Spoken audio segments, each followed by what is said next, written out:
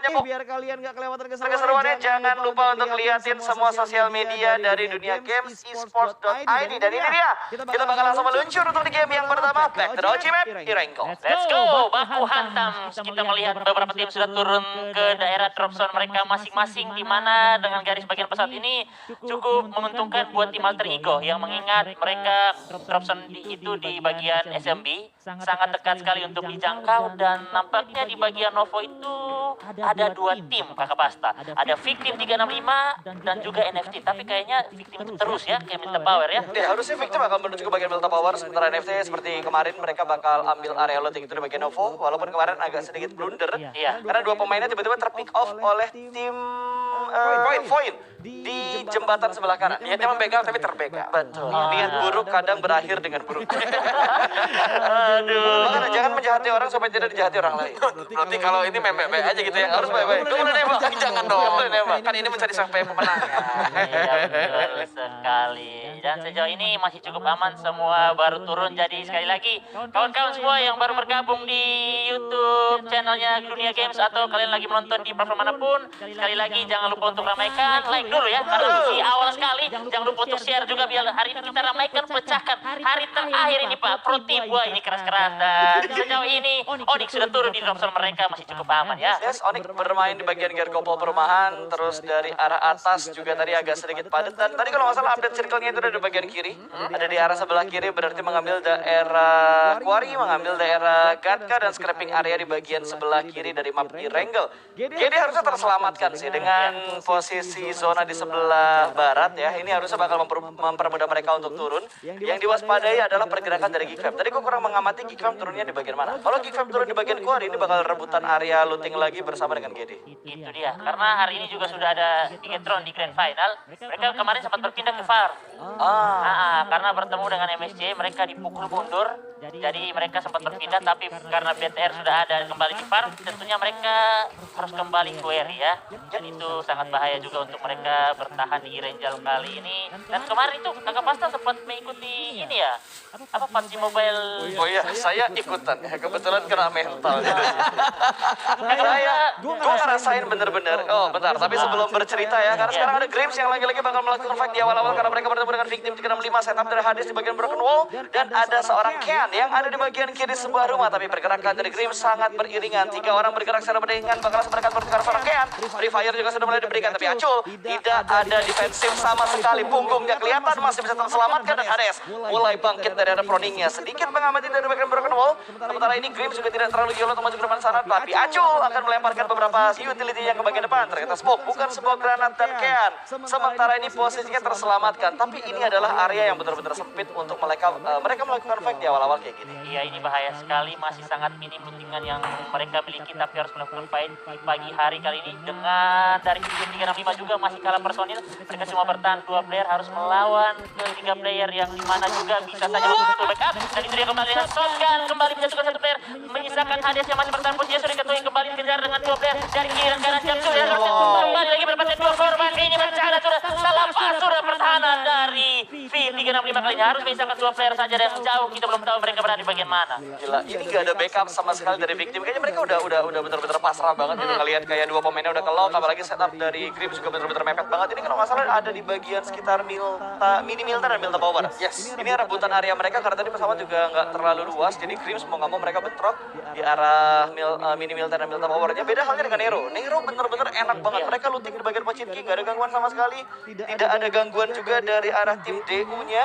Jadi cukup aman. Betul, seperti biasa kan DU kalau kita tahu di season lalu mereka mengambil drop zone di area Pochinki. Dulu tuh suka gontok-gontokan loh. Nero sama DU nggak ada yang mau ngalah. Setuju. Sampai aku masih ingat dengan kata-kata seorang head to the public ketika mereka lolos di PMNC. Mereka bilang, Pochinki is my home. Bukan Pochinki, my city. Biar ada I-nya belakang. Oh, City salah, Pak. Saya yang salah. Gua kira lu bener, gua salah. Pochinki is my city. Oh, Pochinki is my city. Ya, soalnya nyambung I belakangnya. Iya, betul. Tapi buat tim-tim lain juga it's my dreams. Mereka juga Gua rasa semua tim juga pengen untuk ngambil di arah Pochinki sih, karena bisa dibilang ini area yang enak banget. Bahkan kalau kita ngomongin siapa pada masanya ya, yang suka menghinggap di arah Pochinki itu kalau nggak salah RRQ Athena. Pada masanya tapi pada masanya ketika line up mereka masih si kembar, masih ada senior dan yang lain-lainnya juga. Tapi untuk kali ini kayaknya udah mulai berpindah ke bagian yang lain.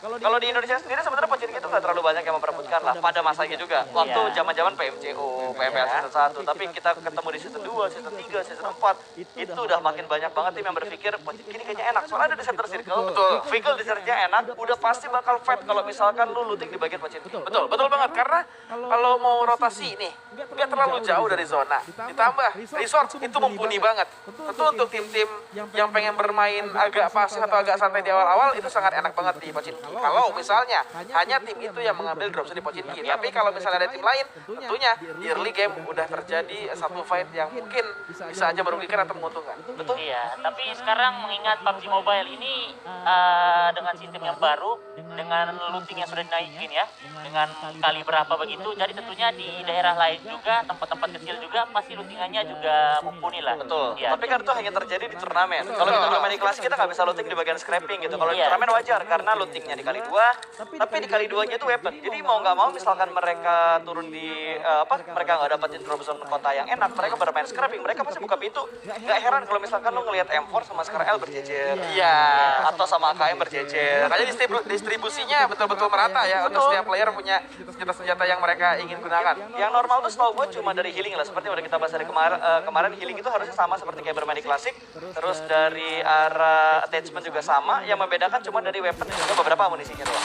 Yes, tapi ini ada kondisi yang agak berbahaya untuk Bigetron. Ternyata mereka dekat banget sama dari tim Point sendiri.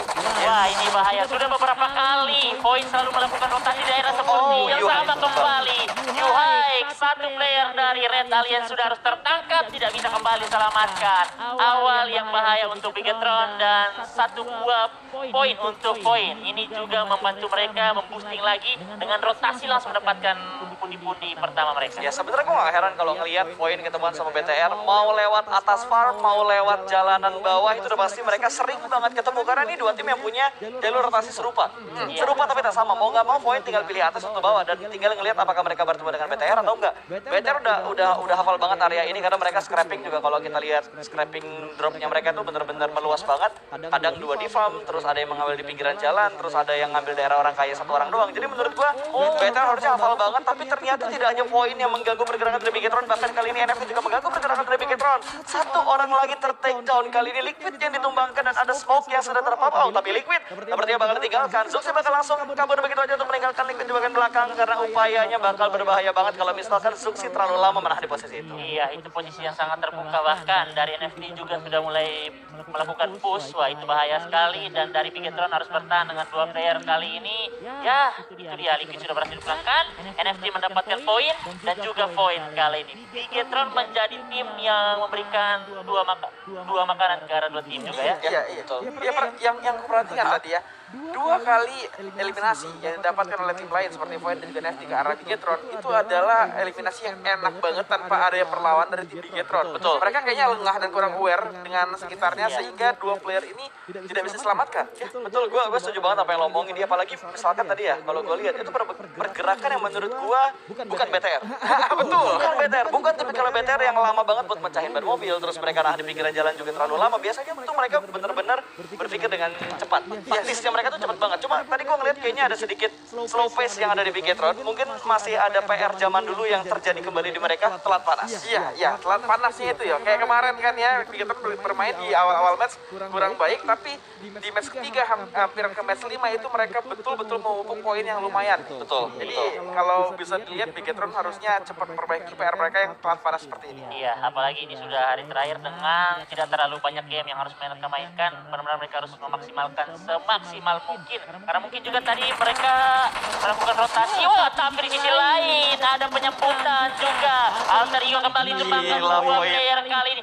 Ini bahaya, Void lagi tajam-tajamnya kembali. Fanatic masih mencoba memantau dari atas kendaraan dari bagian kanan. Masih sulit kembali selamatkan. Super udah kembali dijatuhkan lagi. Last man tadi sudah mengisahkan Fanatic Fanatic harus kabur meninggalkan peperangan yang ada menuju ke arah rumah yang diisi oleh EVOS. Oh, ini bahaya. Ini bahaya banget buat Fanatic yang kemanapun dia bergerak kayaknya bakal menuju ke tempat yang tidak nyaman untuk seorang Fanatic. EVOS tidak menembak menuju ke arah Fanatic, belum ada tembakan atau open fire yang dilakukan oleh pemain dari EVOS sendiri. Fanatic masih bisa menyelamatkan diri untuk sementara ini, tapi di luar hal itu, Void bermain dengan sangat agresif untuk di game pertama kali ini. Mereka nabrak tadi, sedikit mengganggu pergerakan dari Bigetron, mereka mengganggu juga pergerakan dari Alter Ego. Kita nggak ngeliat lagi nih pertemuan antara Alter Ego dan juga Bigetron untuk di game yang pertama, padahal kemarin mereka battle terus ya dia. Betul, bertemu terus ya, tapi kali ini nggak tahu kenapa Void kayaknya lagi kejar storat banget mereka. Ketemu siapa, ditabrak. Ketika sudah rata, mereka langsung cabut. Jadi nggak terlalu berlama-lama untuk berada di lokasi TKP. Ya, jadi mereka lebih mementingkan mendapatkan elimination secepatnya, lalu save di tempat yang mereka inginkan. Betul.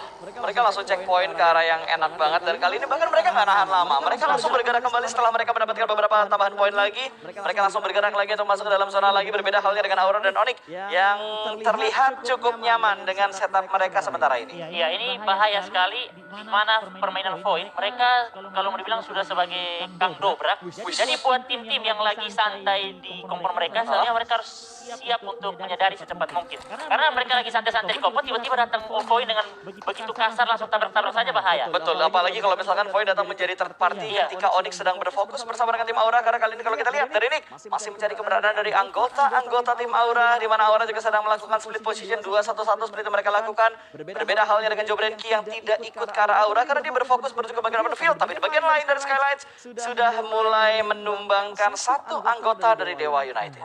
Kali ini Rachel tidak pasif ya. Tidak pasif. Mereka baku hantam terus awal ini yang saya senang, seru sekali buat teman-teman semua yang menonton. Tentunya kalian sangat menikmati untuk final terakhir. Dan kembali di sisi lain juga Dewa United masih sempat menjatuhkan satu player dari Skylight. Medox masih terjatuh, masih ada dua temannya yang bisa selamatkan. Tapi kita lihat pergerakan dari Dewa United juga tidak terlalu lama-lama. Langsung saja commit push untuk mengambil atau menahan waktu lagi, tidak membiarkan SG melakukan revive. Gokil, ditabrak ternyata sama Jersey dan kawan-kawan begitu percaya diri untuk menabrak pertahanan dari arah tim SG, dan granat dilemparkan sedikit timing net, namun tidak connect sama sekali. Bakal dibuka pintunya dan ada granat yang dilemparkan ke bagian dalam rumah. Ada free fire yang diberikan close combat, pun terjadi di bagian dalam sebuah rumah, tapi Om Gadun akan langsung backup kali ini. Teratas masuk ke dalam rumah dan ada gunting ada di bagian kiri. Dewa United memulangkan elang dari utara. Mereka bertahan 3 elimination tapi harus merelakan hands to public. Rata sudah cakaran dari elang kali ini. Setajam-tajamnya Dewa United. Nggak bisa. Setajam apapun ya,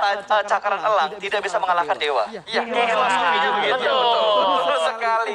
Tapi BTW Dewa gameplaynya cukup berubah loh. Betul. Nggak sepasif yang biasanya. Dibandingkan kemarin beda banget tadi ya. Setuju banget. Mereka dapat tadi satu knock dari arah Skylight Gaming, terus dapat informasi sedikit langsung push dan tabrak. Backupnya pun rapi tadi. Body sistemnya luar biasa. Gue kira tadi mereka bakal kabur setelah mereka kehilangan satu, tapi ternyata momentum knock yang mereka dapetin ke arah SG itu malah memacu mereka untuk lebih agresif lagi dan lebih percaya diri lagi buat tabrak kompon dari tim SG. Di retake loh komponnya. Betul, di retake langsung sama mereka dan tentunya tidak kekurangan lagi. Hanya satu player yang di awal-awal tadi saja yang dipulangkan ke arah lobby ya. Betul. Sebenarnya ini, elang tuh bisa terekam Dewa. Kalau Dewa lagi tidur. Kalau gitu ya. Dewanya bangun tadi. Gue juga bisa nih, gue juga bisa ngambil uang Odi kalau dia lagi tidur. Oke, kalau gitu kita bakal melihat pergerakan dari tim yang lain lagi, di mana kali ini dari NFT yang bergerak ke arah sekitar perairan itu sebenarnya area yang agak gua kurang suka ya, karena kalau misalkan terjebak di area perairan itu ya di area sekitar rumah banjir ataupun ada di bagian bawah dari kuarinya, itu menurut gua annoying banget karena bakal memberikan sedikit efek slow motion speed, nggak bisa bergerak dengan begitu bebas. Itu yang harus dipikirkan banget kalau misalkan mau nyebrang di arah-arah yang becek-becek seperti yang ada di depannya Geekfam kali ini. Tapi Geekfam sudah mendapatkan sebuah kontrol area, ini kontrol area yang enak banget di bagian atas kuari. Gue juga kemarin waktu bermain di sebuah turnamen setupnya di bagian ini. Terus ada zone e-sport di bagian bawahnya, dua tim sudah mulai berdekatan, tapi Dew yang tadi mendapatkan Skylights Gaming kali ini mereka mendapatkan tekanan yang begitu berarti dari arah belakang, namun mobil yang merasap ternyata masih bisa untuk digunakan dan tidak menghalangi niat untuk bergerak. Tapi untungnya berpikir dengan lebih positif karena tadi mobilnya sudah semakin berbahaya. Iya betul sekali, yang kita lihat banyak tim yang selalu melakukan rotasi bersamaan. Tentunya ini ini kalau mereka fight terus dari circle ini tentunya di late game itu bakal banyak kelonggaran sih. Karena sudah mulai tergigit, tapi kembali ada shooter dari Bigetron. Dipukul mundur, hampir saja terjatuh, tapi ada peluru panas yang mengejar badan. Harus low HP dan dia harus kabur. Untungnya baginya tidak dihancurkan. Betul, untungnya masih bisa diselamatkan untuk seorang Luxi tadi yang sedang membuka jalan karena dari Bigetron sendiri tinggal Tachibana berarti yang tersisa. Zuxi dan juga Luxi untuk dua pemain Bigetron yang tersisa. DU di zoning out dari berbagai sisi. Mereka masih bingung kira-kira mereka bakal menuju ke bagian mana. Kiri mereka ada Grims tadi kalau nggak salah, depan mereka ada Onyx juga. Membuat ruang gerak yang mereka miliki saat ini benar-benar terbatas. Ini sebenarnya mereka lagi cari lahan ya. Survei. Iya, survei. Tidak segampang itu untuk mendapatkan lahan karena sudah dipantau, dijaga ketat dari berbagai arah. Tapi kita melihat dari NFT kali ini mereka cukup aman mendapatkan sebuah kompon yang dimana wah di bagian lower ground banyak rumah juga. Tapi tentunya mereka juga harus selalu untuk menyadari karena banyaknya tim-tim yang sudah mulai melakukan rotasi, langsung bahkan mengutamakan bagian center circle. Dan circle-nya sudah upgrade lagi, baru ada beberapa tim saja yang berada di bagian circle, bakal padat lagi dari bagian kiri map itu. Harusnya ya, dari bagian barat harusnya bakal padat antara barat, selatan dan juga di arah utara. Karena gue yakin akan sedikit orang yang berpikir untuk melewati bagian timurnya. Ada satu tim tadi yang berwarna hijau sudah mengamankan bagian timur, bahkan dari GD juga nggak ngambil waktu berpikir lama untuk bergerak menuju ke bagian circle yang berikutnya. Ini adalah tempat yang tadi kalau nggak salah dilewatin sama Void dan menjadi makam dari alter ego. Betul.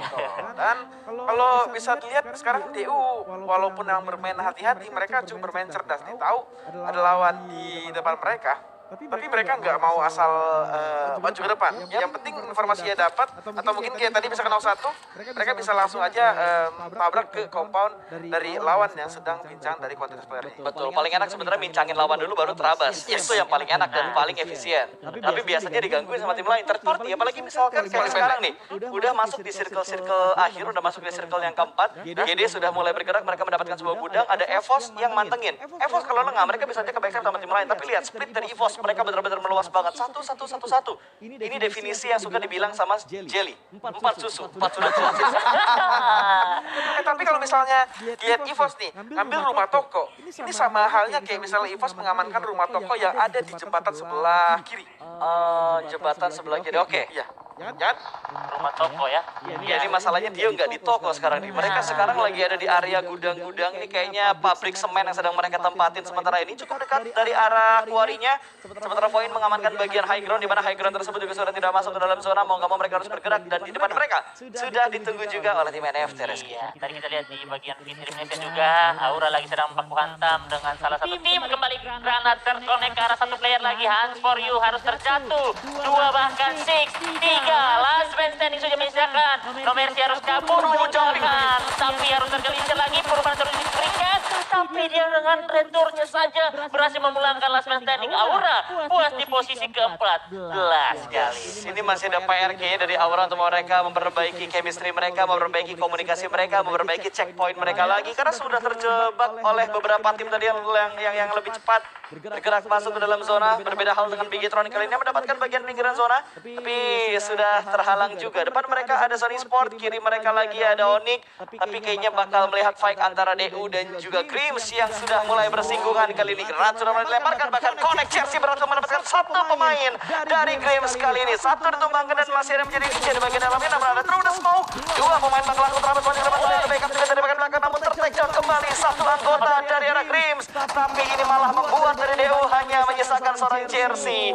Sebuah defensif dan juga follow up yang begitu cepat, tapi Onyx bakal menjadi third party datang di waktu yang tepat loh ini Reski. Weh rame, ini baru the real barbar. Tidak ada henti-hentinya mereka melakukan fight. Onyx join lagi kali ini bakal mendapatkan keuntungan besar, di mana Grims lagi bonyok-bonyokannya, lagi baru menyelesaikan fight. Tapi ada RQ juga yang bisa memantau. Weh rapi sekali ayam dari seorang Onyx nih kali ini. Dan dia juga harus kembali nge-heal, tapi melihat lagi satu player dari Grims yang masih melakukan front di samping baginya. Oh my god, sangat tipis dan bakal terkikis oleh musuh bagian bakal meledak. Dan itu dia terpulangkan sudah 6 poin elimination untuk Onyx saat ini, dan di mana 2 temannya juga masih terkena out, bakal sulit selamatkan, dan dia juga harus memikirkan waktu untuk kembali rotasi ke bagian circle. Ya, ini pinter banget dari Nicknya, nggak ada orangnya, mepet ke arah Beagle, tembak aja Beagle-nya untuk mendapatkan sebuah confirm elimination dan berhasil Sudah ada 6 elimination walaupun hanya menyisakan seorang Nick aja untuk saat ini bagi tim Onyx-nya sendiri. Sementara RRQ tanpa disadari mereka sudah mendapatkan 7 elimination. RRQ ini suka gaib dalam mendapatkan elimination ya. Karena memang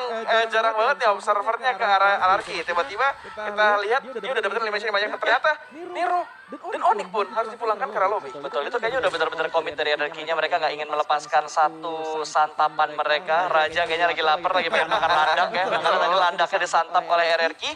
8 elimination, tinggal 9 tim yang tersisa. Void juga masih membangun pergerakan mereka. Masih ada 4 pemain bagi tim Void kali ini. Sudah ada 5 elimination mereka kumpulkan. Mereka bakal bergerak kembali untuk maju ke dalam zona. Tapi di bagian kirinya sudah mulai padat. Bagian kanan sudah mulai padat juga kali ini. Tenski yang akan menjadi pelopor pergerakan bagi tim Void. Dan Trabas tengah tanpa ragu cuy. Trabas tengah nggak pakai ragu Void. Wah, ini seru sekali. Di mana? Ini bahaya juga buat EVOS. Mereka split loh. 2-1 tadi kita lihat ya. Red Face sendirian di bagian bawah, di mana ini posisinya dia itu bakal banyak tim yang masuk ke daerah situ. Tapi tentunya juga dia terus mengumpulkan banyak informasi buat teman-temannya juga untuk segera backup. Dan itu dia, satu player juga dari NFT mencoba rotasi masuk ke bagian kandang musuh. Dan itu benar sekali. Dia mencari makanan, terjatuh juga ada sebuah granat yang bukan lagi dari seorang Boom. Dikirimkan lagi ada bagian airdrop yang diisi oleh seorang Pepew. Belum berhasil terperingkat, tapi itu dia.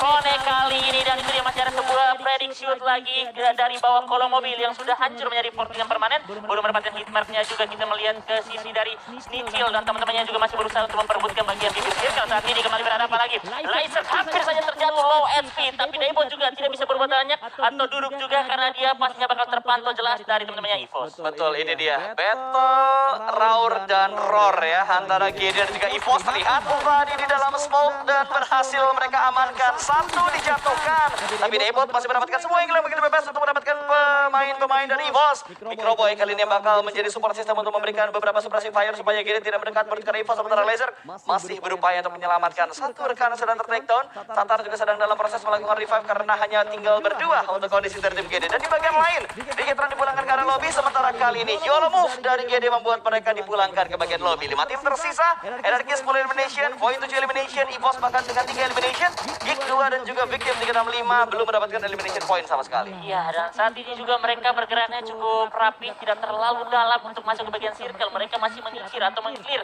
setiap pergerakan tim-tim yang baru mulai masuk dari bibir circle. Mendapatkan lagi satu korban, Geek Audrey sudah terpulangkan. 7 poin juga, kita lihat kali ini poin masih lengkap. Bakal keuntungan besar untuk mereka juga. Masih full squad, tapi posisi mereka kurang strategis karena bisa terlihat jelas dari RRQ. Benar sekali, Upin sudah terjatuh kali ini. Free shoot dari bagian high ground, tidak mempunyai cover yang cukup aman. Bahkan fortingan mereka juga atau mobil mereka juga belum dibuat menjadi fortingan. Betul, ini Void ada di bagian tengah dari cukup banyaknya tim yang tersisa ya. 4 tim yang lainnya mampu untuk melihat pergerakan dari arah tim Void sendiri. Sementara RRQ mereka bakal melakukan clearing areanya terlebih dahulu, juga melemparkan beberapa setup granat ke bagian high groundnya. Memprediksi apakah ada musuh di bagian sana, tapi Mort masih penasaran ini udah ke end atau belum. Tapi EVOS juga menyadari keberadaan dari Void. Ter-take down kembali satu anggota dari Void. Dari Alpha sudah dibuat tunduk lemas, letih, lesu ke arah tanah. Iya, betul sekali. Dan ini dia, lagi melihat jelas juga tapping-tapping. Oh, ini dia. Jika seperti ini menguntungkan buat RRQ atau tidak sih? Tentunya masih menguntungkan untuk Anarchy karena mereka nggak ada yang bisa backstep di belakang. Di sebelah kiri pun Victim 365 masih agak jauh, bahkan mereka kalah kuat dengan player. Dan tentunya Anarchy lebih fokus ke area Geek dan juga Void. Karena apa? Itu open banget, betul. free shot banget. Yang free shot juga dari Peko, dia udah benar-benar mengamati setiap pergerakan dari dua tim ada di bagian lower ground. Void mereka amatin, Geek mereka amatin, bahkan tadi through the smoke-nya connect, hitmarknya connect, mendapatkan satu pemain dari arah Geek, namun masih belum bisa menjadi sebuah confirm elimination. Di arah lain malah Microboy juga mendapatkan satu pemain dari arah Geek dari arah Toms yang bahkan langsung dipulangkan ke bagian lobby. Secure point masuk pada sekarang EVOS Reborn kali ini 6 elimination untuk EVOS Reborn di menit ke-23. Iya, dan kembali Peko bersama temannya juga bakal mengurus bagian kiri lagi. Fittingan yang menangkap lagi satu player, menyisakan Gremory masih bertahan di dalam masa, sudah keluar muncul badannya kembali di free. RRQ mandi point elimination 14 poin kali ini mereka sudah kantongi. EVOS masuk dalam top 3 kali ini masih full squad, tapi KF terlalu jauh dari teman-temannya, bakal harus terjatuh. Dan kali ini mereka juga bakal menjadi kedua player.